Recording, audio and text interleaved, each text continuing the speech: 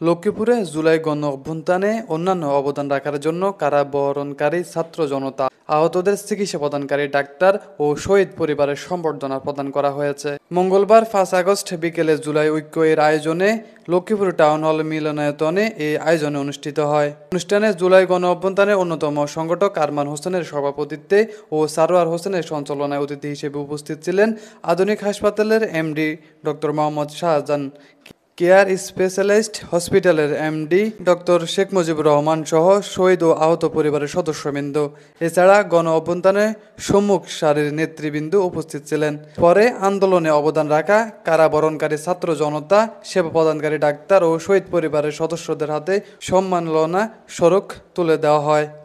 প্রায় 300 অধিক ছাত্র জনতা বুকে গুলি নিয়ে রাজপথে দাঁড়িয়ে থেকে ফ্যাসিস্টকে উৎখাত করেছিল। 5 তারিখ সারা বাংলাদেশ স্বাধীন হয়েছিল, কিন্তু ইন্ডিভিজুয়ালি ডিস্ট্রিক্ট ওয়াইজ লক্ষ্মীপুর 4 তারিখ স্বাধীন হয়েছিল।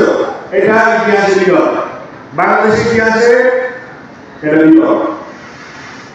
আমাদের ছাত্র জনতা এই গুলির সামনে নিজের জীবনকে বিসর্জন করার মাধ্যমে রাজপথ না ছেড়ে ফ্যাসিস্টকে 4 তারিখ বিতাড়িত করেছিল। আর সেই 300 অধিক ছাত্র জনতাকে যে ডাক্তারবৃন্দ স্বেচ্ছায় চিকিৎসা দিয়েছিল এবং তাদেরকে স্বাভাবিক জীবনে প্রত্যাবর্তন করার সুযোগ সৃষ্টি করেছিল, সেই ডাক্তারদেরকে আমরা একটু হয়েছে, কিন্তু আমরা তাদের সামনে